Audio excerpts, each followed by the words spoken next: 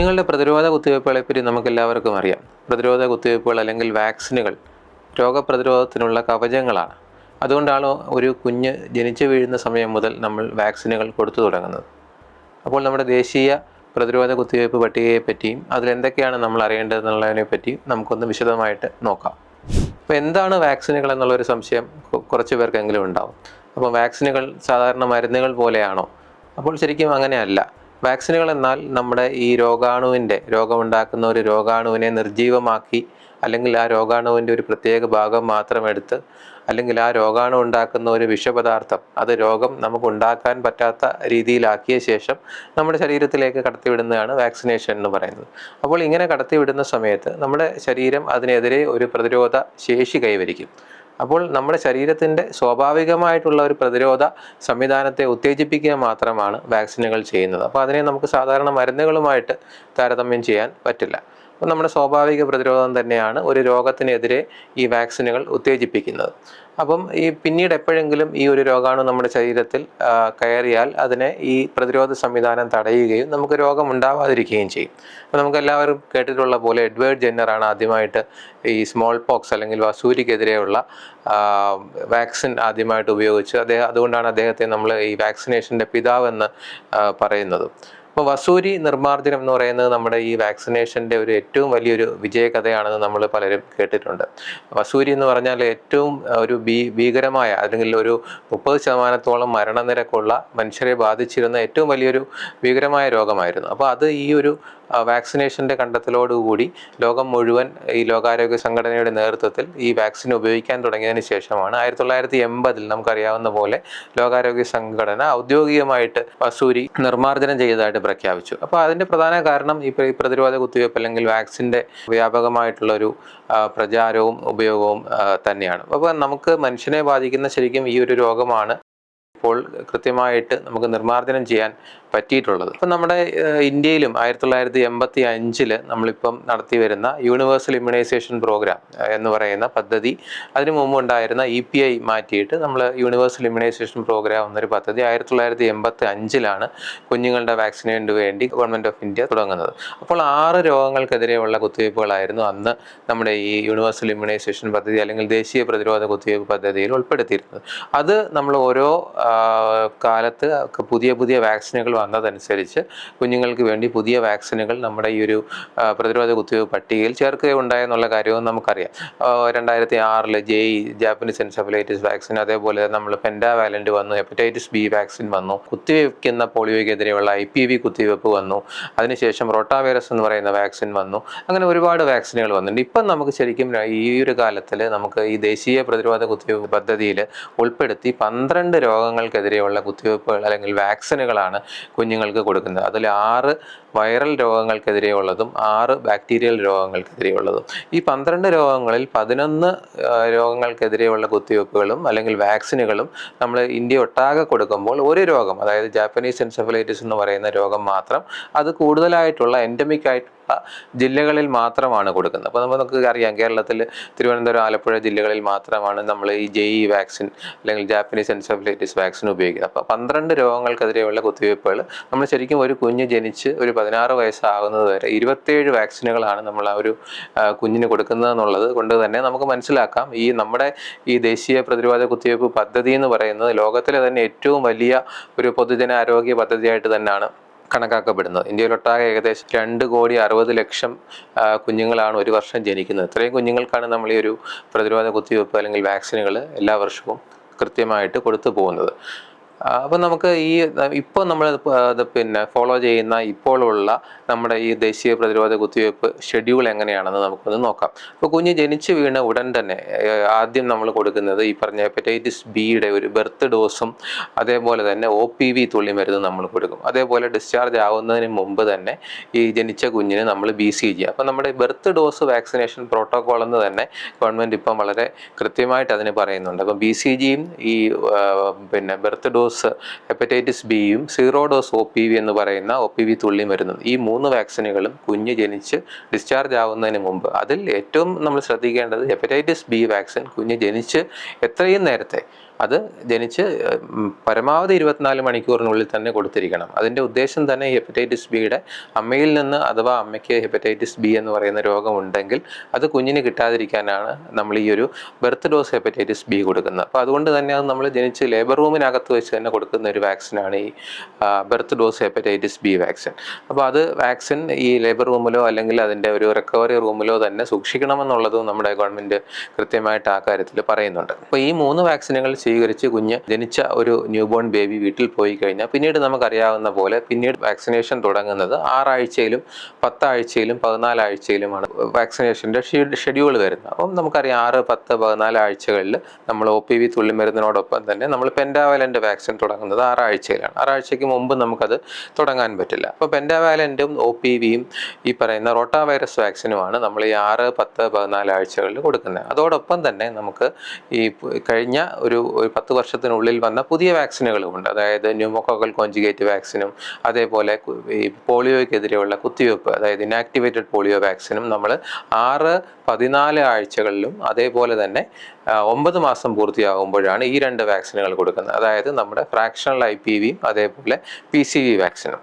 പിന്നീട് നമുക്ക് ഇത് കഴിഞ്ഞാൽ നമ്മുടെ 9 മാസം പൂർത്തിയാകുമ്പോഴാണ് നമ്മുടെ അടുത്ത MR വാക്സിൻ എന്ന് പറയുന്ന വളരെ പ്രധാനപ്പെട്ട ഒരു വാക്സിൻ കുഞ്ഞിന് കൊടുക്കുന്നത്. അപ്പോൾ MRൻ്റെ ഫസ്റ്റ് ഡോസ് നമ്മൾ 9 മാസം പൂർത്തിയാകുമ്പോൾ അതിൻ്റെ കൂടെ തന്നെ നമ്മൾ ഈ നേരത്തെ പറഞ്ഞ PCVയും ഫ്രാക്ഷണൽ IPVയുടെയും ബൂസ്റ്റർ ഡോസും അവിടെ വരുന്നുണ്ട്.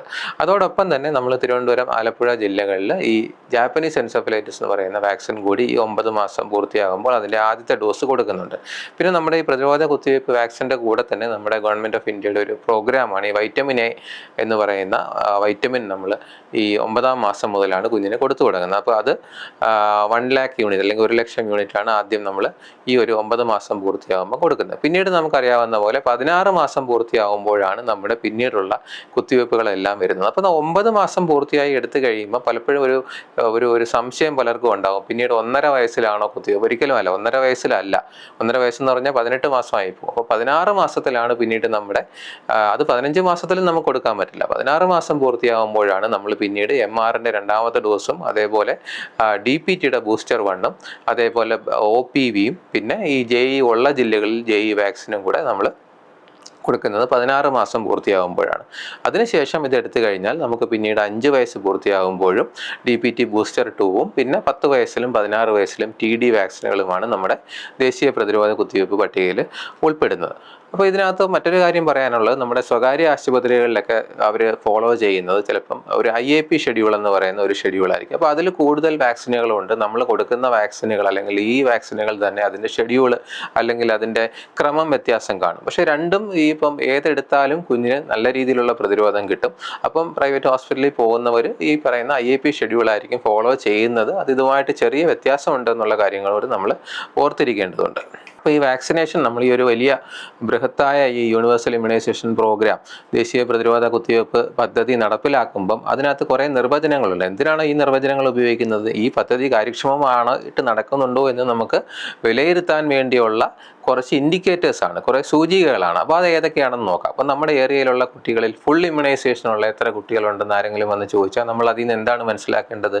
അപ്പോൾ അതിൽ നിന്ന് മനസ്സിലാക്കേണ്ടത് 1 വയസ്സിനുള്ളിൽ BCGയും 3 ഡോസ് OPVയും 3 ഡോസ് പെൻറ്റാവാലൻറ്റും 1 ഡോസ് MR വാക്സിനും കിട്ടിയ കുട്ടികളുണ്ടെങ്കിൽ ആ കുട്ടിയാണ് നമ്മൾ ഫുള്ളി ഇമ്മ്യൂണൈസ്ഡ് ചൈൽഡ് അല്ലെങ്കിൽ ഫുൾ ഇമ്മ്യൂണൈസേഷൻ എന്ന് പറയുന്നത്. അപ്പോൾ ഇതിനകത്തൊരു പ്രശ്നം എന്താണെന്ന് വെച്ച് കഴിഞ്ഞാൽ ഇപ്പം 1 വയസ്സിനകത്ത് പണ്ട് ഈ വാക്സിനുകളൊക്കെ ഉള്ളായിരുന്നു. പക്ഷേ ഇപ്പോൾ പുതിയ വാക്സിനുകൾ ഇതിനുശേഷം IPVയും PCVയും ഒക്കെ വന്നു. അപ്പോൾ നമുക്ക് എല്ലാ വാക്സിനും കിട്ടിയ ഒരു കുട്ടിയെ ഈ ഫുൾ ഇമ്മ്യൂണൈസേഷനകത്ത് ഉൾപ്പെടുത്താൻ പറ്റില്ല. അപ്പോൾ അതിന് നമ്മൾ പുതിയ ഒരു സൂചിക കൂടി കഴിഞ്ഞ ഏതാനും വർഷങ്ങൾക്ക് മുമ്പ് ഗവൺമെൻറ് കൊണ്ടുവരികയുണ്ടായി. അതിനാണ് ഫുൾ ഇമ്മ്യൂണൈസേഷൻ കവറേജ് പ്ലസ് അല്ലെങ്കിൽ FIC പ്ലസ് എന്ന് പറയുന്നത്. അപ്പോൾ 1 വയസ്സിനുള്ളിൽ കിട്ടേണ്ട എല്ലാ UAP വാക്സിനുകളും കിട്ടിയ ഒരു കുട്ടിയാണെങ്കിൽ അതിന് നമ്മൾ FIC പ്ലസ് എന്നാണ് നമ്മുടെ ഒരു ഇൻഡിക്കേറ്ററായിട്ട് അല്ലെങ്കിൽ നിർവചനം കൊടുത്തിരിക്കുന്നത്. അപ്പോൾ അതേപോലെ ഇപ്പോൾ ഇത് രണ്ടും നമ്മൾ പറഞ്ഞ ഫുൾ ഇമ്മ്യൂണൈസേഷനും അല്ലെങ്കിൽ ഫുൾ ഇമ്മ്യൂണൈസേഷൻ കവറേജ് പ്ലസും 1 വയസ്സ് വരെയുള്ള വാക്സിനേഷൻ്റെ ഒരു നിലയാണ് നമ്മൾ നോക്കുന്നത്. അപ്പോൾ 2 വയസ്സിനുള്ളിൽ പൂർത്തീകരിച്ച വാക്സിനുകൾക്ക് എന്ത് പറയും? അതിനാണ് നമ്മൾ കംപ്ലീറ്റ് ഇമ്മ്യൂണൈസേഷൻ എന്നൊരു വാക്ക് ഉപയോഗിക്കുന്നത്. അപ്പോൾ 2 വയസ്സിനുള്ളിൽ നമ്മുടെ ദേശീയ പ്രതിരോധ കുത്തിവയ്പ്പിനകത്ത് ഉൾപ്പെട്ടിട്ടുള്ള എല്ലാ വാക്സിനുകളും കിട്ടിയ കുട്ടിയെ നമ്മൾ കംപ്ലീറ്റ് ഇമ്മ്യൂണൈസേഷൻ അല്ലെങ്കിൽ കംപ്ലീറ്റ്ലി ഇമ്മ്യൂണൈസ്ഡ് ചൈൽഡ് എന്നൊരു വാക്കാണ് അവിടെ ഉപയോഗിക്കുന്നത്. അപ്പോൾ പലപ്പോഴും നമുക്ക് ഇതൊരു പ്രോഗ്രാമിനകത്ത് ഈ ഒരു നിർവചനങ്ങൾ അറിഞ്ഞിരിക്കേണ്ട ഒരു ആവശ്യമുണ്ട്. അപ്പോൾ ഇതെല്ലാം നമ്മൾ വാക്സിൻ കിട്ടിയ കുട്ടികൾ കുട്ടികളുടെ കാര്യമാണ്. അപ്പോൾ ഇനി ഏതെങ്കിലും കുട്ടികൾ നമുക്കറിയാവുന്ന പോലെ പല കാരണങ്ങൾ കൊണ്ട് നമ്മുടെ ചില കുഞ്ഞുങ്ങൾ വാക്സിനേഷൻ എടുക്കാൻ വിട്ടുപോകുന്നവരോ അല്ലെങ്കിൽ എടുക്കാത്തവരോ ഒക്കെ കാണും. അപ്പോൾ അങ്ങനെയുള്ളവരെ നമ്മൾ എന്ത് നിർവചനങ്ങൾ ഉപയോഗിക്കും? അതിൽ ഒന്ന് ലെഫ്റ്റ് ഔട്ട് എന്നൊരു നിർവചനമുണ്ട്. അതായത് ഇതുവരെ നമ്മുടെ പ്രതിരോധ കുത്തിവയ്പ്പ് പദ്ധതിയിൽ ഉൾപ്പെട്ട ഒരു വാക്സിനും കിട്ടാത്ത ഒരു കുട്ടിയാണെങ്കിൽ അതിനെ നമ്മൾ അൺഇമ്മ്യൂണൈസ്ഡ് എന്ന് പറയും. അതിന് നമ്മുടെ പ്രോഗ്രാമിൽ ഉപയോഗിക്കുന്ന പേരാണ് ലെഫ്റ്റ് ഔട്ട് ചൈൽഡ് എന്ന് പറയും. അതേസമയം 1-2 വാക്സിനുകൾ എടുക്കുകയും പിന്നീട് വരാതിരിക്കുകയും പിന്നീട് എടുക്കാതിരിക്കുകയും ചെയ്യുന്ന ഒരു കുഞ്ഞാണെങ്കിൽ അതിന് നമ്മൾ ഡ്രോപ്പ് ഔട്ട് എന്ന് പറയും. പാർഷ്യലി ഇമ്മ്യൂണൈസ്ഡ് എന്നുള്ളതാണ് അതിൻ്റെ മറ്റൊരു ഇംഗ്ലീഷ് വാക്ക്. ഇത് കൂടാതെ നമ്മൾക്ക് പലപ്പോഴും ഒരു കൺഫ്യൂഷൻ ഉണ്ടാകുന്ന രീതിയിൽ അല്ലെങ്കിൽ അത് പക്ഷേ പ്രോഗ്രാമിൽ വളരെ അത്യാവശ്യവുമായ പുതിയൊരു നിർവചനം കൂടി ഗവൺമെൻറ് ഇപ്പോൾ കൊണ്ടുവന്നിട്ടുണ്ട്. കഴിഞ്ഞ കുറച്ച് നാളായിട്ട് സീറോ ഡോസ് ചൈൽഡ് എന്ന് പറയും. അപ്പോൾ സീറോ ഡോസ് ചൈൽഡും ഈ പറയുന്ന ഡ്രോപ്പ് ഔട്ടും തമ്മിൽ അല്ലെങ്കിൽ ലെഫ്റ്റ് ഔട്ടും തമ്മിൽ നമ്മൾ എങ്ങനെയാണ് തിരിച്ചറിയുന്നത്? ലെഫ്റ്റ് ഔട്ട് എന്ന് പറഞ്ഞാൽ ഇതുവരെ ഒരു വാക്സിനും എടുത്തിട്ടില്ല. ഡ്രോപ്പ് ഔട്ട് എന്ന് പറയുമ്പോൾ ഏതെങ്കിലും വാക്സിൻ എടുത്തിട്ടുണ്ട്. പക്ഷേ സീറോ ഡോസിന് പ്രത്യേക ഒരു നിർവചനമുണ്ട്. അതായത് first dose of pentavalent vaccine, നമ്മൾ 6 ആഴ്ചയിൽ കൊടുക്കുന്ന ഒന്നാമത്തെ ഡോസ് പെൻഡാവാലന്റ് വാക്സിൻ 1 വയസ്സായിട്ടും എടുക്കാത്ത ഒരു കുഞ്ഞിനെയാണ് നമ്മൾ സീറോ ഡോസ് ചൈൽഡ് എന്ന് പറയുന്നത്. അപ്പോൾ മറ്റേതുമായിട്ട് എന്താണ് വ്യത്യാസം? ഈ സീറോ ഡോസ് ചൈൽഡ് പലപ്പോഴും ഈ ബർത്ത് ഡോസ് ജനിക്കുമ്പോൾ കിട്ടേണ്ട വാക്സിനുകൾ എടുത്ത് കാണാം, പക്ഷേ ബാക്കി പിന്നീട് അങ്ങോട്ട് വന്നിട്ടില്ല. അതിൻ്റെ കാരണം നമുക്കറിയാവുന്ന പോലെ ഈ ആശുപത്രിയിൽ ജനിക്കുന്ന കുഞ്ഞുങ്ങൾക്ക് മിക്കവാറും നമ്മൾ ഒരു മാതാപിതാക്കളുടെ ഒരു കൺസെൻറ്റോ അല്ലെങ്കിൽ അവരുടെ ഒരു സമ്മതം ചോദിക്കാതെ തന്നെ നമ്മൾ ഈ പറയുന്ന ബർത്ത് ഡോസുകളൊക്കെ കൊടുക്കാറുണ്ട്. അപ്പം നമ്മുടെ ഒരു പ്രോഗ്രാം എങ്ങനെ പോകുന്നു എന്ന് അസസ് ചെയ്യാൻ വേണ്ടി നമുക്ക് കുറച്ചുകൂടെ ഒരു നല്ല ഇൻഡിക്കേറ്ററായിട്ട് ഇപ്പം സീറോ ഡോസ് എന്ന് പറയുന്ന ഒരു ഇൻഡിക്കേറ്റർ നമ്മൾ പലപ്പോഴും യൂസ് ചെയ്യുന്നുണ്ട്. അപ്പോൾ ഇത് കൂടാതെ നമുക്ക് ഈ ദേശീയ പ്രതിരോധ കുത്തിവയ്പ്പ് പദ്ധതിയിൽ പല വാക്സിനുകൾക്കും ഒരു ഉയർന്ന പ്രായപരിധി ഗവൺമെൻറ് വെച്ചിട്ടുണ്ട്. അപ്പോൾ ഇതിന് പല കാരണങ്ങളുണ്ട്. ശാസ്ത്രീയമായ കാരണങ്ങളുമുണ്ട്, ഈ പ്രോഗ്രാമിനകത്ത് വരുന്ന കാരണങ്ങളുമുണ്ട്. അപ്പം ആദ്യം നമുക്ക് നോക്കാം. നമ്മൾ ആദ്യം കൊടുക്കുന്ന വാക്സിൻ ഹെപ്പറ്റൈറ്റിസ് ബി എന്ന് പറയുന്ന വാക്സിൻ്റെ ബർത്ത് ഡോസ് ആണെന്ന് പറഞ്ഞു. അതിൻ്റെ കാരണം നമ്മൾ അമ്മയിൽ നിന്ന് കുഞ്ഞിലേക്ക് ഈ ഹെപ്പറ്റൈറ്റിസ് ബി അഥവാ അമ്മയ്ക്ക് അസുഖം ഉണ്ടെങ്കിൽ കുഞ്ഞിന് കിട്ടാതിരിക്കാൻ വേണ്ടിയാണ്. അപ്പോൾ അത് ഞാൻ നേരത്തെ പറഞ്ഞ പോലെ 24 മണിക്കൂർ കഴിഞ്ഞാൽ പിന്നെ ആ വാക്സിൻ നമുക്ക് കൊടുക്കാൻ പറ്റില്ല എന്ന് മാത്രമല്ല, കൊടുത്തിട്ട് കാര്യമില്ല. കാരണം നമ്മൾ ആ ഒരു വാക്സിൻ്റെ പ്രയോജനം അങ്ങനെ കൊടുത്താൽ കിട്ടത്തില്ല. അപ്പം നമ്മൾ ഈ ബർത്ത് ഡോസ് ഹെപ്പറ്റൈറ്റിസ് ബി ഏതെങ്കിലും കുഞ്ഞിന് അഥവാ ഒരു കുഞ്ഞു പോലും അങ്ങനെ കിട്ടാതിരിക്കരുത്. അഥവാ കിട്ടിയിട്ടില്ല എങ്കിൽ നമുക്ക് 24 മണിക്കൂർ കഴിഞ്ഞാൽ ആ വാക്സിൻ കൊടുക്കാൻ പറ്റില്ല നമ്മുടെ പ്രോഗ്രാമിനകത്ത്. അതേപോലെ തന്നെ ഈ ജനിക്കുമ്പോൾ ഉടനെ കൊടുക്കുന്ന OPV തുള്ളിമരുന്ന് ഏതെങ്കിലും ഒരു കുഞ്ഞിന് കിട്ടിയില്ലെങ്കിലും 15 ദിവസം വരെ കൊടുക്കാം. പിന്നീട് നമ്മൾ നേരത്തെ പറഞ്ഞ പെൻഡാ, IPV, PCV, റോട്ട, നമ്മൾ 6 ആഴ്ചയിൽ തുടങ്ങുന്ന പ്രധാന വാക്സിനുകളൊക്കെ തന്നെയും നമുക്ക് 1 വയസ്സ് വരെ മാത്രമേ അത് തുടങ്ങാൻ പറ്റുള്ളൂ. അപ്പം ഇത് ഏതെങ്കിലും ഒരു കുഞ്ഞ് ആദ്യത്തെ ജന്മദിനം ആകുന്നതിനകത്ത് ഈ പറയുന്ന വാക്സിനുകൾ എടുത്തില്ല എങ്കിൽ 1 വയസ്സ് കഴിഞ്ഞു പോയാൽ നമുക്ക് അവർക്ക് ഈ വാക്സിനുകളൊന്നും തന്നെ, ഈ പെൻഡാവാലന്റ് വാക്സിനോ അല്ലെങ്കിൽ IPV-യോ PCV-യോ ഒന്നും തന്നെ നമ്മുടെ ഈ ഗവൺമെൻറ് പ്രോഗ്രാം അനുസരിച്ച് കൊടുക്കാൻ പറ്റില്ല. പക്ഷേ അതിൽ മറ്റൊരു കാര്യം കൂടെ ഇപ്പോൾ ചേർത്ത് പറയാനുള്ളത്, ഏതെങ്കിലും ഒരു കുഞ്ഞ് 1 ഡോസെങ്കിലും ഈ വാക്സിനുകൾ, അതായത് പെൻഡാവാലന്റ്, IPV, PCV ഒക്കെ 1 ഡോസെങ്കിലും 1 വയസ്സിന് മുമ്പ് എടുത്തിട്ടുണ്ടെങ്കിൽ നമുക്ക് 2 വയസ്സിനുള്ളിൽ ഈ വാക്സിനുകൾ തന്നെ കൊടുത്ത് അതിൻ്റെ ഷെഡ്യൂൾ പൂർത്തിയാക്കാവുന്നതുമാണ്. അപ്പോൾ BCG എത്ര വയസ്സ് വരെ നമുക്ക് കൊടുക്കാം? അഥവാ ഈ ജനിച്ച സമയത്ത് കൊടുത്തിട്ടില്ല എന്നുണ്ടെങ്കിൽ നമുക്ക് 1 വയസ്സ് വരെ BCG വാക്സിൻ കുഞ്ഞുങ്ങൾക്ക് കൊടുക്കാവുന്നതാണ്. അതേപോലെ OPV തുള്ളിമരുന്നിൻ്റെ ഒരു ഉയർന്ന പ്രായപരിധി 5 വയസ്സാണ്. അതേപോലെ MR വാക്സിൻ്റെയും പ്രായപരിധി 5 വയസ്സാണ്. അഥവാ MR വാക്സിൻ എടുത്തിട്ടില്ല എന്നുണ്ടെങ്കിൽ 5 വയസ്സ് കഴിഞ്ഞാൽ നമുക്ക് ഈ വാക്സിൻ കൊടുക്കാൻ പറ്റില്ല എന്നുള്ളതാണ്. അതേപോലെ ഈ തിരുവനന്തപുരം, ആലപ്പുഴ ജില്ലകളിൽ നമ്മളിപ്പോൾ ഉപയോഗിക്കുന്ന inactivated JE vaccine, Japanese encephalitis vaccine, ജീവൻ എന്ന് പറയുന്ന ഒരു ബ്രാൻഡ് നെയിമുള്ള വാക്സിനാണ്. അത് നമുക്ക് 2 വയസ്സ് വരെ മാത്രമാണ് കൊടുക്കാൻ പറ്റുന്നത്. അതേപോലെ DPT വാക്സിൻ, നമ്മൾ ഈ 5 വയസ്സിൻ്റെ DPT ബൂസ്റ്റർ ഇടുകയോ അല്ലെങ്കിൽ 1.5 വയസ്സിൻ്റെയോ DPT എടുത്തിട്ടില്ല എന്നുണ്ടെങ്കിൽ 7 വയസ്സ് വരെ മാത്രമേ നമുക്ക് DPT വാക്സിൻ കൊടുക്കാൻ പറ്റൂ. അപ്പോൾ അവിടെ നമ്മൾ പ്രധാനമായിട്ടും ശ്രദ്ധിക്കേണ്ടത്, 7 വയസ്സിനുള്ളിൽ ഏതെങ്കിലും കാരണവശാൽ DPT എടുത്തിട്ടില്ല എന്നുണ്ടെങ്കിൽ 7-ാം വയസ്സ് കഴിയുന്ന ദിവസം തൊട്ട് നമുക്ക് ഏത് വാക്സിൻ എടുക്കാം? അതിന് പകരം നമുക്ക് TD വാക്സിൻ എടുക്കാം.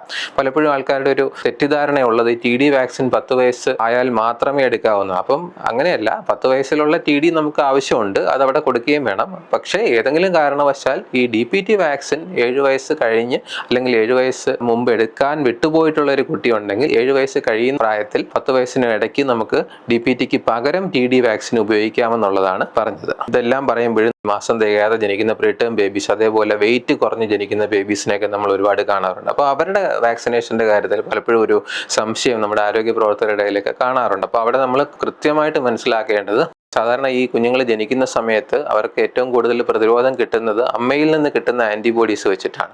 ആ ആൻറ്റിബോഡീസ് സാധാരണഗതിയിൽ ഈ മാസം തികഞ്ഞു വരുന്ന അല്ലെങ്കിൽ ഒരു 40 ആഴ്ചയൊക്കെ ആവുന്ന സമയത്താണ് പൂർണ്ണമായിട്ട് കിട്ടുന്നത്. അപ്പോൾ നേരത്തെ ജനിക്കുന്ന അല്ലെങ്കിൽ 40 ആഴ്ചയ്ക്ക് മുമ്പ് 34 ആഴ്ചയിലോ ഒക്കെ ജനിക്കുന്ന കുഞ്ഞുങ്ങളാണെങ്കിൽ അമ്മയിൽ നിന്നുള്ള ഈ പ്രതിരോധ ആൻറ്റിബോഡീസ് കൃത്യമായിട്ട് കിട്ടാത്ത കുഞ്ഞുങ്ങളാണ്. അപ്പോൾ അതുകൊണ്ട് തന്നെ അവർക്ക് ശരിക്കും രോഗങ്ങൾ വരാനുള്ള സാധ്യത കുറച്ചുകൂടി കൂടുതലാണ്. അതുകൊണ്ട് തന്നെ അവർക്ക് വാക്സിൻ കൃത്യമായിട്ട് എടുക്കേണ്ട ആവശ്യകത സാധാരണ കുഞ്ഞുങ്ങളെക്കാൾ കുറച്ചുകൂടെ കൂടുതലാണെന്ന് വേണമെങ്കിൽ നമുക്ക് പറയാം. അപ്പോൾ അതുകൊണ്ട് തന്നെ ഈ പ്രീ ടേം ബേബീസ് അവർക്ക് എത്ര വെയിറ്റ് ആണെങ്കിലും, വെയിറ്റ് കുറവാണെങ്കിലും അവർക്ക് അവരുടെ ജനിച്ച പ്രായം അനുസരിച്ചിട്ടുള്ള കൃത്യമായ വാക്സിനേഷൻ കൊടുക്കണമെന്നുള്ളതാണ് നമ്മൾ മനസ്സിലാക്കേണ്ടത്. ഉദാഹരണത്തിന് ഹെപ്പറ്റൈറ്റിസ് ബി വാക്സിൻ ഈ ജനിക്കുമ്പോൾ നമ്മൾ കൊടുക്കുന്ന ബർത്ത് ഡോസ് പണ്ട് നമ്മൾ ഒരുപാട് നാൾ മുമ്പ് ഈ 2 കിലോയ്ക്ക് താഴെയുള്ള ഭാരമുള്ള കുഞ്ഞുങ്ങൾക്ക് കൊടുക്കില്ലായിരുന്നു. പക്ഷെ പിന്നീട് അത് മാറ്റി. പക്ഷെ പലപ്പോഴും ആൾക്കാർ ഈ 2 കിലോയിൽ താഴെയാണെന്നൊക്കെ പറഞ്ഞിട്ട് ഇത് കൊടുക്കാതിരിക്കാറുണ്ട്. അപ്പോൾ അങ്ങനെ ഒരു വെയിറ്റ് കട്ട് ഓഫ് ഇപ്പോൾ ഒരു വാക്സിനും ഇല്ല. അപ്പോൾ കുഞ്ഞ് പ്രീടേം ആണെങ്കിലും അല്ലെങ്കിൽ വെയിറ്റ് കുറഞ്ഞ കുഞ്ഞാണെങ്കിലും ഹെപ്പറ്റൈറ്റിസ് ബി ഉൾപ്പെടെ എല്ലാ വാക്സിനുകളും ജനിച്ചപ്പോൾ മുതലുള്ള ക്രോണോളജിക്കൽ ഏജ് അല്ലെങ്കിൽ പ്രായം അനുസരിച്ച് തന്നെ എല്ലാ വാക്സിനും കൃത്യമായിട്ട് കൊടുക്കേണ്ടതുണ്ട്. അപ്പോൾ ഇനി നമ്മൾ എടുക്കുന്ന പ്രധാനപ്പെട്ട വാക്സിനുകളൊന്ന് ഓടിച്ച് പറയാം. അപ്പോൾ BCG വാക്സിൻ നമുക്കറിയാവുന്ന പോലെ ഈ ക്ഷയരോഗത്തിനെതിരെ കൊടുക്കുന്ന ഒരു വാക്സിനാണ്. അത് നമ്മൾ നേരത്തെ പറഞ്ഞ പോലെ ബർത്ത് ഡോസ് ജനിച്ചാൽ ഡിസ്ചാർജ് ആവുന്നതിന് മുമ്പ് കൊടുക്കേണ്ട ഒരു വാക്സിനാണ്. അപ്പോൾ ഇവിടെ പലപ്പോഴും നമുക്ക് വളരെ ചുരുക്കമെങ്കിലും ഈ അമ്മയ്ക്ക് ക്ഷയരോഗമുള്ള ഒരു സിറ്റുവേഷൻ നമ്മൾ ചിലപ്പോൾ കാണാറുണ്ട്. അപ്പോൾ അമ്മയ്ക്ക് ക്ഷയരോഗത്തിൻ്റെ ലക്ഷണങ്ങളുണ്ട് അല്ലെങ്കിൽ ക്ഷയരോഗത്തിൻ്റെ മരുന്ന് കഴിക്കുകയാണെങ്കിൽ ആദ്യം നമ്മൾ ചെയ്യേണ്ടത് ഒന്ന് കുഞ്ഞിന് ക്ഷയരോഗം അമ്മയിൽ നിന്ന് കിട്ടിയിട്ടുണ്ടോ, കൺജനിറ്റൽ TB ഉണ്ടോ എന്നുള്ള പരിശോധന ഒരു ആശുപത്രിയിലോ അല്ലെങ്കിൽ ഡോക്ടറുടെ പരിശോധന അവിടെ വേണം. 2 നമ്മൾ ഈ കുഞ്ഞിന് BCG വാക്സിൻ എന്തായാലും കൊടുക്കും. മൂന്നാമത്തെ കാര്യം കുഞ്ഞിന് ഈ അമ്മയിൽ നിന്ന് രോഗം കിട്ടാതിരിക്കാൻ ഒരു TB പ്രിവെൻറ്റീവ് തെറാപ്പി ഉണ്ട്. നമ്മൾ programmatic management of latent TB ചികിത്സ എന്നൊക്കെ പറയുന്നത്. അപ്പോൾ ഈ 3 കാര്യങ്ങളാണ് അമ്മയ്ക്ക് ക്ഷയരോഗം ഉണ്ട് എന്നുണ്ടെങ്കിൽ നമ്മൾ ചെയ്യേണ്ടത്. പിന്നെ വളരെ പ്രധാനപ്പെട്ട ഒരു രോഗമാണ് നമുക്കറിയാവുന്ന പോലെ പോളിയോ. 2014 നമ്മുടെ ഇന്ത്യ ഉൾപ്പെടുന്ന സൗത്ത് ഈസ്റ്റ് ഏഷ്യ റീജിയൻ, അത് നമ്മുടെ ലോകാരോഗ്യ സംഘടന പോളിയോ വിമുക്തമായിട്ടൊക്കെ പ്രഖ്യാപിച്ചെങ്കിലും നമുക്കറിയാവുന്ന പോലെ ലോകത്തിൻ്റെ പല ഭാഗങ്ങളിലും ഇപ്പോൾ വാക്സിൻ ഡിറൈവ്ഡ് പോളിയോ വൈറസും അതേപോലെ തന്നെ പാകിസ്ഥാനിലും അഫ്ഗാനിസ്ഥാനിലും ഒക്കെ വൈൽഡ് പോളിയോ വൈറസും. അപ്പം പോളിയോ ഇപ്പോഴും നമ്മുടെ ലോകത്തിൻ്റെ പല ഭാഗങ്ങളിലും ഉണ്ട്. ഇന്ത്യയിൽ നമുക്കിപ്പോൾ അത് നിർമ്മാർജ്ജനം ചെയ്തു അല്ലെങ്കിൽ അതിൻ്റെ വിമുക്തമായിട്ടൊക്കെ പ്രഖ്യാപിച്ചെങ്കിൽ പോലും നമ്മുടെ വാക്സിനേഷൻ കവറേജ്, അതായത് നമ്മുടെ സമൂഹത്തിൽ വാക്സിൻ എടുക്കുന്ന ആൾക്കാരുടെ എണ്ണം കുറവ് വരികയാണെങ്കിൽ വീണ്ടും ഈ പറയുന്ന പോളിയോ ഒക്കെ നമ്മുടെ നാട്ടിൽ തിരിച്ചു വരാനുള്ള സാധ്യതയുണ്ട്. അപ്പം നമ്മൾ പണ്ട് ഒരു 40-50 വർഷം മുമ്പ് ഉണ്ടായിരുന്ന ആൾക്കാർക്കൊക്കെ അറിയാം പോളിയോയുടെ ഒരു ഭീകരത എത്രമാത്രമാണ്. മസിൽസിനെ അല്ലെങ്കിൽ നെർവ്സിനെയൊക്കെ ബാധിച്ച ശേഷം നമുക്ക് ശ്വാസം എടുക്കാൻ പറ്റാതെ ഈ കൃത്രിമ ഇരുമ്പ് ശ്വാസകോശത്തിൽ കഴിയേണ്ടി വരുന്ന അവസ്ഥയൊക്കെ അന്നുണ്ടായിരുന്നു. അപ്പം അയൺ ലങ് എന്ന് പറയുന്ന ഒരു യന്ത്രം ഉപയോഗിച്ച് ശ്വാസം എടുക്കേണ്ട ഒരു അവസ്ഥ പണ്ടുണ്ടായിരുന്നു. അത് കൂടാതെ തന്നെ ലക്ഷക്കണക്കിന് കുഞ്ഞുങ്ങൾക്ക് ഓരോ വർഷവും പോളിയോ വന്ന് അതിൻ്റെ പാരാലിസിസും അതേപോലെ തന്നെ മരണപ്പെടുകയൊക്കെ ചെയ്യുന്ന അവസ്ഥയുണ്ടായത്. ഇതെല്ലാം നമ്മൾ ഇപ്പോൾ പോളിയോ ഇല്ലാത്തൊരവസ്ഥയിൽ എത്തിച്ചത് നമ്മുടെ വാക്സിനുകളുടെ കൃത്യമായ ഉപയോഗം, അതും ഓറൽ പോളിയോ വാക്സിൻ എന്ന് പറയുന്ന പോളിയോ തുള്ളിമരുന്ന് തന്നെയാണ് നമ്മളെ ആ ഒരു വലിയ പ്രശ്നത്തിൽ നിന്ന് നമ്മളെ കരകയറാൻ സഹായിച്ചത്. അപ്പോൾ ഇപ്പം നമ്മൾ ഈ പറയുന്ന പോളിയോ തുള്ളിമരുന്ന് അല്ലാതെ ഒരു രണ്ടാമത് കുത്തിവെക്കുന്ന പോളിയോ വാക്സിൻ കൂടി നമ്മൾ പോളിയോയ്ക്കെതിരെ കൊടുക്കുന്നുണ്ട്. അപ്പോൾ ഈ 2 വാക്സിനുകളും ഇന്നത്തെ സാഹചര്യത്തിൽ പോളിയോക്കെതിരെ വളരെ ആവശ്യമാണ്. അപ്പം നമ്മൾ നേരത്തെ പറഞ്ഞ പോലെ ഈ വസൂരി അല്ലെങ്കിൽ സ്മോൾ പോക്സ് കഴിഞ്ഞാൽ ഇത് ലോകത്ത് നിന്ന് തന്നെ നിർമ്മാർജ്ജനം ചെയ്യാൻ നോക്കിക്കൊണ്ടിരിക്കുന്ന ഒരു രോഗവും ഈ പോളിയോ തന്നെയാണ്. കുത്തിവെക്കുന്ന IPV വാക്സിൻ 2016 ഈ വാക്സിൻ നമ്മൾ കൊടുത്തു തുടങ്ങിയത്. അടുത്തൊരു വാക്സിൻ എന്ന് പറഞ്ഞാൽ ഹെപ്പറ്റൈറ്റിസ് ബി. ഞാൻ നേരത്തെ പറഞ്ഞു ഈ അമ്മയിൽ നിന്ന് കുഞ്ഞിലേക്ക് കിട്ടാതിരിക്കാൻ നമ്മൾ ജനിച്ച ഉടനെ കൊടുക്കുന്ന വാക്സിൻ. അതുകൂടാതെ നമ്മുടെ പെൻഡാവാലന്റ് വാക്സിൻ്റെ കൂടെ നമ്മൾ 3 ഡോസ് കൂടി 6, 10, 14 ആഴ്ചകളിൽ ഹെപ്പറ്റൈറ്റിസ് ബി വാക്സിൻ കൊടുക്കുന്നുണ്ട്. അപ്പോൾ ഇതിൻ്റെ ഒരു പ്രാധാന്യം എന്താണെന്ന് വെച്ചാൽ ഈ കുഞ്ഞുങ്ങൾക്ക്, അതായത് 1 വയസ്സിന് മുമ്പ് അഥവാ അമ്മയ്ക്ക് ഹെപ്പറ്റൈറ്റിസ് ബി രോഗമുണ്ടെങ്കിൽ കുഞ്ഞിന് കിട്ടിയാൽ അത് ഈ ക്രോണിക് ഹെപ്പറ്റൈറ്റിസ് ബി, അതായത് മാറാതെ നിൽക്കുന്ന ഒരു ഹെപ്പറ്റൈറ്റിസ് ബി കരളിനെ ബാധിച്ച് ക്യാൻസർ വരെ വരാനുള്ള ഒരു സാധ്യതയുള്ള ഒരു രോഗമാണ് ഈ ഹെപ്പറ്റൈറ്റിസ് ബി എന്ന് പറയുന്നത്. അപ്പോൾ അതുകൊണ്ടാണ് ഇത്രയും കൃത്യമായിട്ട് ഗവൺമെൻറ് ഈ ബർത്ത് ഡോസും അതേപോലെ തന്നെ പെൻഡാവാലന്റിൻ വാക്സിനകത്ത് ഉൾപ്പെട്ടിട്ടുള്ള ഹെപ്പറ്റൈറ്റിസ് ബിയും കൃത്യമായിട്ട് കൊടുക്കണമെന്നുള്ളത് പറയുന്നത്. അപ്പോൾ പെൻറ്റാവാലന്റിനെ പറ്റി നമ്മൾ പറഞ്ഞു. ഇപ്പോൾ 6 ആഴ്ച, 10 ആഴ്ച, 14 ആഴ്ചയിൽ നമ്മൾ 4 ആഴ്ച ഇടവേളകളിൽ 3 ഡോസാണ് കൊടുക്കുന്നത്. അപ്പോൾ എന്താണ് ഈ പെൻറ്റാവാലന്റ്? പെൻറ്റ എന്നുള്ള വാക്ക് ഉദ്ദേശിക്കുന്നത് പോലെ തന്നെ 5 വാക്സിനുകൾ ചേർന്നതാണ് ഈ പെൻറ്റാവാലന്റ് വാക്സിൻ. അതിൽ ഡിഫ്തീരിയ, ടെറ്റനസ്, പെർട്ടൂസസ് എന്ന് പറയുന്ന 3 എണ്ണം കൂടാതെ ഇപ്പോൾ ഈ പറഞ്ഞ ഹെപ്പറ്റൈറ്റിസ് ബിയും പിന്നെ ഹീമോഫിലസ് ഇൻഫ്ലുവൻസ ബി എന്ന് പറയുന്ന വാക്സിനും. അപ്പോൾ ആകെ 5 വാക്സിനാണ് നമ്മൾ ഒറ്റ കുത്തിൽ കുഞ്ഞിന് കൊടുക്കുന്നത്. അപ്പോൾ പലപ്പോഴും ഇതിനകത്ത് ഈ പെർട്ടൂസസ് എന്ന് പറയുന്ന കമ്പണൻറ്റിൻ്റെ ഒരു സാന്നിധ്യവും കൂടി ഉള്ളത് കൊണ്ട് ഈ കുത്തിവയ്പ്പ് എടുക്കുന്ന സമയത്ത് കുഞ്ഞിന് കുത്തിവയ്പ്പ് എടുക്കുന്ന സ്ഥലത്ത് വേദന, സാധാരണ വാക്സിനുകളേക്കാൾ കൂടുതൽ വേദന ഉണ്ടാകുന്നതും അല്ലെങ്കിൽ ചെറിയ പനി ഉണ്ടാകുന്നതും ഒക്കെ കാണാറുണ്ട്. പക്ഷേ ജീവിതകാലം മുഴുവൻ ഈ കുഞ്ഞിന് കിട്ടുന്ന പ്രയോജനം വെച്ച് നോക്കുമ്പം ഈ ചെറിയ പനിയോ വേദനയോ ഒക്കെ വളരെ നിസ്സാരമായിട്ട് എടുക്കേണ്ട കാര്യങ്ങൾ തന്നെയാണ്. അപ്പം ഇതിനകത്ത് പെൻറ്റാവാലന്റിൽ ഉൾപ്പെട്ടിട്ടുള്ള വാക്സിനുകളിൽ നമ്മൾ ഹെപ്പറ്റൈറ്റിസ് ബിയുടെ കാര്യം പറഞ്ഞു. പിന്നീട് ഒരു പ്രധാനപ്പെട്ട സാധനമാണ് ഡിഫ്തീരിയ. ഇപ്പം നമ്മൾ അധികം ഈ ഡിഫ്തീരിയ രോഗമൊന്നും കാണാത്തത് തന്നെ ഇത്രയും നമ്മൾ കൃത്യമായിട്ട് വാക്സിനുകൾ ഇത്രയും ലക്ഷക്കണക്കിന് കുഞ്ഞുങ്ങൾക്ക് കൊടുക്കുന്നതുകൊണ്ടാണ്. അപ്പോൾ ഡിഫ്തീരിയ നമ്മൾ തൊണ്ടമുള്ള എന്നൊക്കെയുള്ള പേരിൽ പറയാറുണ്ട്. അത് പ്രധാനമായിട്ടും ശ്വാസകോശത്തിൽ നിന്ന് തൊണ്ടയൊക്കെ ബാധിക്കുന്ന രോഗമാണെങ്കിലും ഈ ബാക്ടീരിയ ഉണ്ടാക്കുന്ന ഒരു ടോക്സിൻ, ഒരു വിഷാംശം അല്ലെങ്കിൽ വിഷപദാർത്ഥം നമ്മുടെ ശരീരത്തിൽ മുഴുവൻ വ്യാപിക്കാനും ഹൃദയം ഉൾപ്പെടെയുള്ള എല്ലാ അവയവങ്ങളുടെ പ്രവർത്തനവും തകരാറിലാക്കാനും മരണം സംഭവിക്കാനും വളരെയധികം സാധ്യതയുള്ള രോഗമാണ്. അപ്പോൾ ഇത് നിസ്സാരമായിട്ട് തള്ളിക്കളയാൻ പറ്റുന്ന രോഗമല്ല. അപ്പോൾ ഞാനിത് പറയാനുള്ള കാരണം തന്നെ നമ്മുടെ വാക്സിനേഷൻ കവറേജ് അല്ലെങ്കിൽ ഈ കൂടുതൽ കുട്ടികൾ വാക്സിൻ എടുക്കാതിരുന്നാൽ വാക്സിനുകൾ കൊണ്ട് നിയന്ത്രിച്ചു വെച്ചിരിക്കുന്ന ഈ രോഗങ്ങളൊക്കെ തന്നെയും തിരിച്ചു വരാനുള്ള സാധ്യത വളരെ കൂടുതലാണ്. അടുത്ത വില്ലൻ ചുമ അല്ലെങ്കിൽ ബോഡിടെല്ല പെർട്ടൂസസ് എന്ന് പറയുന്ന ഒരു രോഗാണു ഉണ്ടാകുന്ന രോഗമാണ്. അപ്പോൾ സാധാരണ ഒരു ജലദോഷം പോലെയൊക്കെ തുടങ്ങുമെങ്കിലും ഇതിൻ്റെ വളരെ തീവ്രമായ ചുമ സാധാരണ ഒരാഴ്ച കഴിഞ്ഞ് അല്ലെങ്കിൽ 2 ആഴ്ച കഴിഞ്ഞായിരിക്കും തുടങ്ങുന്നത്.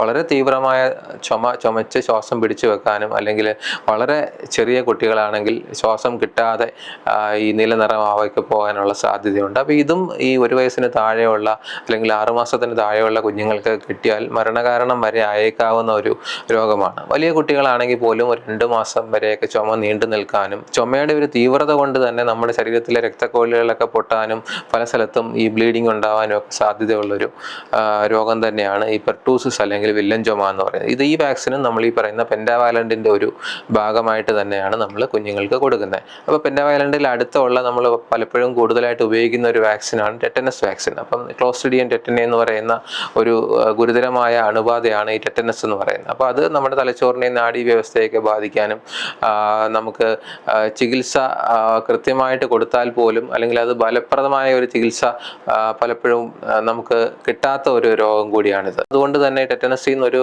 പ്രതിരോധം അല്ലെങ്കിൽ രക്ഷ വേണമെന്നുണ്ടെങ്കിൽ കൃത്യമായിട്ട് ഈ പറയുന്ന പെൻറ്റാവാലന്റിൻ്റെ കൂടെയുള്ള TT കമ്പോണൻ്റ് അല്ലെങ്കിൽ വാക്സിനും അതിനുശേഷം നമ്മൾ DPT വാക്സിൻ്റെ കൂടെയും, DPT എന്ന് പറയുന്നത് ഡിഫ്തീരിയ പെർട്ടൂസസ് ടെറ്റനസ് ആണ്. അപ്പം അവിടെയും നമ്മൾ ടെറ്റനസ് വീണ്ടും കൊടുക്കുന്നുണ്ട്. അതുകൂടാതെ നമ്മൾ വീണ്ടും 10 വയസ്സിൽ TD എന്ന് പറയുന്ന വാക്സിനകത്തും ടെറ്റനസും ഡിഫ്തീരിയയാണ് വീണ്ടും കൊടുക്കുന്നത്. അപ്പം നമ്മൾ ശരിക്കും പറഞ്ഞാൽ 7 ഡോസ് ടെറ്റനസ് വാക്സിൻ ഒരു കുഞ്ഞ് ജനിച്ച് 16 വയസ്സാവുന്നവരെ കൊടുക്കുന്നുണ്ട്. അപ്പം 16 വയസ്സ് വരെ നമ്മളിങ്ങനെ കൊടുത്തു കഴിഞ്ഞാൽ ഏകദേശം ഒരു 5 വർഷം കൂടി കുഞ്ഞുങ്ങൾ ചെറിയ മുറിവൊക്കെ ഉണ്ടായാൽ വീണ്ടും പോയി ശരിക്കും TT എടുക്കേണ്ട ആവശ്യമില്ല.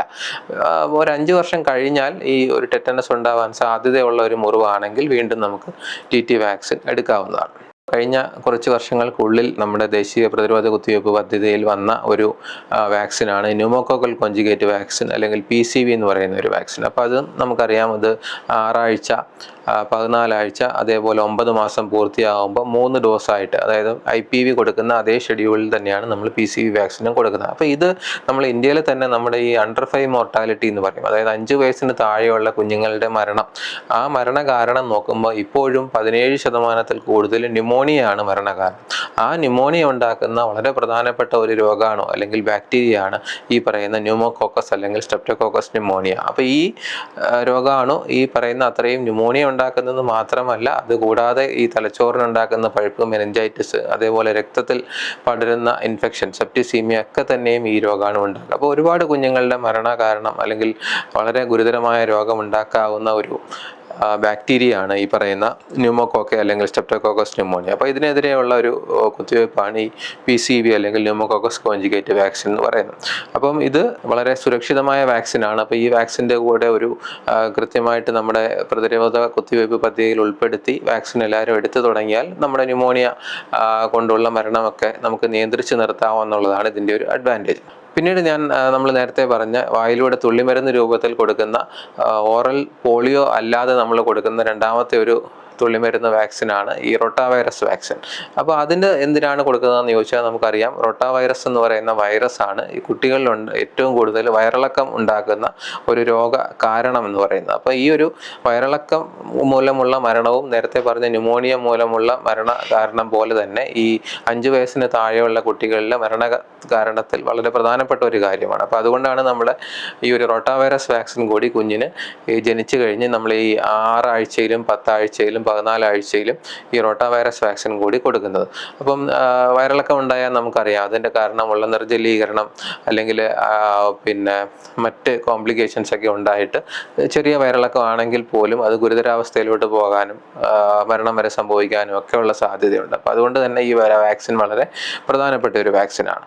പിന്നീട് നമുക്ക് പണ്ട് മുതലേ നമ്മൾ ഉപയോഗിച്ചിരിക്കുന്ന മീസിൽസ് അല്ലെങ്കിൽ 5-ാം പനിക്കെതിരെയുള്ള വാക്സിൻ നമ്മൾ മീസിൽസും റുബല്ല വാക്സിനും കൂടെ ചേർത്ത് MR വാക്സിനായിട്ടാണ് ഇപ്പോൾ ഉപയോഗിക്കുന്നത്. അപ്പോൾ ഈ മീസിൽസ് എന്ന് പറയുന്നത് ഇത്രയും ഒരു ചെലവ് കുറഞ്ഞ അല്ലെങ്കിൽ വളരെ നാളായിട്ട് നമുക്ക് ലഭ്യമായിട്ടുള്ള ഒരു വാക്സിൻ ഉണ്ടെങ്കിൽ പോലും നമുക്ക് ഈ മീസിൽസ് മൂലമുള്ള മരണ നിരക്ക് ലോകത്ത് ഒരു വർഷത്തെ മരിക്കുന്ന കുട്ടികളുടെ എണ്ണം നോക്കുമ്പോൾ പലപ്പോഴും നമ്മൾ ഞെട്ടിക്കുന്ന ഒരു കണക്കാണ് വരുന്നത്. അപ്പം 2023 1 ലക്ഷത്തിൽ കൂടുതൽ കുട്ടികളാണ് മീസിൽസ് രോഗം ബാധിച്ച് ലോകത്താകമാനം മരണപ്പെട്ടത്.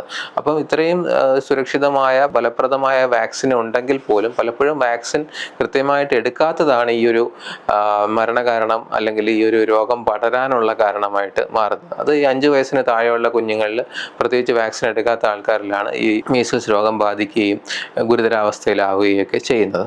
അപ്പം മീസിൽസിന്റെ കൂടെ തന്നെ നമ്മൾ കൊടുക്കുന്ന റുബല്ല വാക്സിനാണ്. അപ്പോൾ റുബല്ല വാക്സിൻ്റെ ഒരു പ്രത്യേകത എന്താണെന്ന് വെച്ചാൽ റുബല്ല രോഗം സാധാരണഗതിയിൽ മുതിർന്നവർക്ക് അല്ലെങ്കിൽ വലിയ പ്രായമുള്ള ആൾക്കാർക്ക് റുബല്ല രോഗം ബാധിച്ചാൽ പനിയും ദേഹത്ത് ചെറിയ ചുവപ്പൊക്കെ ആയിട്ട് വന്നു പോകും. പലപ്പോഴും ഒരു ഗുരുതരാവസ്ഥയൊന്നും ഉണ്ടാവാറില്ല. പക്ഷേ ഇതിൻ്റെ പ്രശ്നം ഗർഭിണികളെ ഈ റുബല്ല വൈറസിൻ്റെ രോഗബാധ ഉണ്ടായാൽ ഗർഭാവസ്ഥയിലുള്ള ശിശുവിന് ഗുരുതരമായ പ്രശ്നങ്ങൾ ഉണ്ടാവും. അപ്പോൾ അവരെ ഇത് ബാധിച്ചാൽ ഗർഭാവസ്ഥയിലുള്ള ശിശുവിന് ബാധിച്ചിട്ട് കുഞ്ഞ് ജനിക്കുന്ന സമയത്ത് കുഞ്ഞിന് ഹൃദയ സംബന്ധമായ പ്രശ്നങ്ങൾ, തലച്ചോറ് സംബന്ധമായ പ്രശ്നങ്ങൾ, അതേപോലെ കണ്ണിൽ തിമിരം, കാറ്ററാക്ട് പോലുള്ള പ്രശ്നങ്ങൾ, ഇതെല്ലാം കൺജനിറ്റൽ റുബല്ല സിൻഡ്രോം എന്നൊരു പേരിലാണ് അറിയപ്പെടുന്നത്. അപ്പം ഈ കുഞ്ഞിനെ ബാധിക്കുന്ന ഒരു രോഗം ആണ്. അപ്പോൾ ഈ വാക്സിൻ നമ്മൾ എല്ലാ ആൾക്കാരും എടുത്താൽ നമുക്ക് ഈ പറയുന്ന അമ്മമാർ അല്ലെങ്കിൽ ഗർഭിണികൾക്ക് ഈ രോഗം ഉണ്ടാകുന്നത് തടയാനും ഈ കൺജനിറ്റൽ റുബല്ല സിൻഡ്രോം ഉണ്ടാകുന്നതിൽ നിന്ന് നമുക്ക് തടയാനും പറ്റും. പിന്നെ ഞാൻ നേരത്തെ പറഞ്ഞ JE വാക്സിൻ നമ്മൾ 2 ജില്ലകളിലാണ് കേരളത്തിൽ ഉപയോഗിക്കുന്നത്. ഇത് തലച്ചോറിനെ ബാധിക്കുന്ന ജാപ്പനീസ് എൻസെഫലൈറ്റിസ് എന്ന് പറയുന്ന വൈറസിനെതിരെയുള്ള ഒരു വാക്സിനാണ്. വളരെ സേഫ് ആയിട്ടുള്ള വാക്സിനാണ്. മറ്റ് ഒരു സംശയം, ഈ ഒരു ദിവസം തന്നെ നമ്മൾ ഒരുപാട് വാക്സിൻ നമ്മുടെ ഈ പദ്ധതിയുടെ ഭാഗമായിട്ട് കൊടുക്കുന്നുണ്ട്. അപ്പോൾ അത് എല്ലാ വാക്സിനുകളും ഒരു ദിവസം തന്നെ കൊടുത്താൽ അതിൻ്റെ ഒരു ഫലപ്രാപ്തിയിൽ എന്തെങ്കിലും പ്രശ്നം ഉണ്ടാകുന്നു. അപ്പോൾ അത് മനസ്സിലാക്കേണ്ടത് എത്ര വാക്സിൻ വേണമെങ്കിലും നമുക്ക് ഒരു ദിവസം കൊടുക്കാം. എത്ര വാക്സിൻ ഒരു ദിവസം എടുത്താലും അത് നമ്മുടെ ശരീരത്തിൽ പ്രതിരോധ സംവിധാനം ഉണ്ടാക്കാനുള്ള ഒരു കഴിവ് നമ്മുടെ ശരീരത്തിനുള്ളതാണ്. അപ്പോൾ അതുകൊണ്ട് തന്നെ അതിനകത്ത് വേറെ പേടിക്കേണ്ട ആവശ്യമില്ല. ചില ആൾക്കാർ ഈ സ്വാഭാവികമായിട്ട് രോഗം വന്നു പോകട്ടെ, അതല്ലേ വാക്സിനേക്കാൾ നല്ലതെന്നൊക്കെ ചോദിക്കുന്ന ആൾക്കാരുണ്ട്. അപ്പോൾ അവിടെയും സ്വാഭാവികമായിട്ടുണ്ടാകുന്ന രോഗം വന്നാൽ അതിൻ്റെ ഗുരുതരാവസ്ഥയും കോംപ്ലിക്കേഷൻസും ഒക്കെ ഉണ്ടാവാനുള്ള സാധ്യത, മരണം വരെ ഉണ്ടാവാനുള്ള സാധ്യതയുണ്ട്. ഇപ്പോൾ മീസിൽസിൻ്റെ കാര്യം പറഞ്ഞ പോലെ. അപ്പോൾ അതുകൊണ്ട് തന്നെ എപ്പോഴും വാക്സിനാണ് നമുക്ക് ഏറ്റവും കൂടുതൽ സേഫായിട്ട് ഒരു പ്രൊട്ടക്ഷൻ കിട്ടാനുള്ള അല്ലെങ്കിൽ പ്രതിരോധം കിട്ടാനുള്ള ഏറ്റവും നല്ല മാർഗം. അപ്പോൾ ഇത്രയൊക്കെ ആണെങ്കിലും കുറച്ച് ആൾക്കാർ എങ്കിലും വാക്സിനെ പറ്റിയുള്ള തെറ്റിദ്ധാരണകൾ കൊണ്ട് വാക്സിൻ എടുക്കാതിരിക്കുകയും, അപ്പോൾ കുറച്ച് പേരെങ്കിലും വാക്സിൻ എടുക്കാതിരുന്നാലുള്ള പ്രശ്നം നേരത്തെ പറഞ്ഞ പോലെ നമുക്കൊരു സാമൂഹിക പ്രതിരോധം കൂടി വാക്സിൻ തരുന്നുണ്ട്. അപ്പോൾ ഒരു സമൂഹത്തിൽ ഒരു നല്ല ശതമാനം ആൾക്കാർ വാക്സിൻ എടുത്താലും വാക്സിൻ എടുക്കാൻ കഴിയാത്ത 1-2 പേരുണ്ടെങ്കിൽ അവർക്ക് അസുഖം വരില്ല. അതിനാണ് നമ്മൾ ഹേർഡ് ഇമ്മ്യൂണിറ്റി അല്ലെങ്കിൽ സാമൂഹിക പ്രതിരോധം എന്നൊക്കെ പറയുന്നത്. അപ്പോൾ കൂടുതൽ ആൾക്കാർ വാക്സിൻ എടുക്കാതിരുന്നാൽ നമ്മുടെ ഹേർഡ് ഇമ്മ്യൂണിറ്റിയും പോവും, സാമൂഹിക പ്രതിരോധം നഷ്ടപ്പെടുകയും ഈ നമ്മൾ ഇപ്പോൾ വാക്സിൻ കൊണ്ട് നിയന്ത്രിച്ച് വെച്ചിരിക്കുന്ന പല രോഗങ്ങളും, ഈ ഡിഫ്തീരിയയും പോളിയോയും ഒക്കെ തന്നെ തിരിച്ചു വരാനുള്ള സാധ്യത വളരെയധികം കൂടുതലാണ്. അപ്പോൾ അതുകൊണ്ട് നമ്മളൊരു ഒരു പ്രതിജ്ഞയായിട്ട് തന്നെ എടുക്കണം. നമ്മുടെ ചുറ്റുമുള്ള നമ്മുടെ വീട്ടിലുള്ള കുഞ്ഞുങ്ങൾ മാത്രമല്ല, നമുക്കറിയാവുന്ന കുഞ്ഞുങ്ങൾ കൂടി എല്ലാ പ്രതിരോധ കുത്തിവയ്പ്പുകളും കൃത്യമായ സമയത്ത് എടുത്തു എന്നുള്ളൊരു ഉറപ്പ് വരുത്തേണ്ട ആവശ്യമുണ്ട്.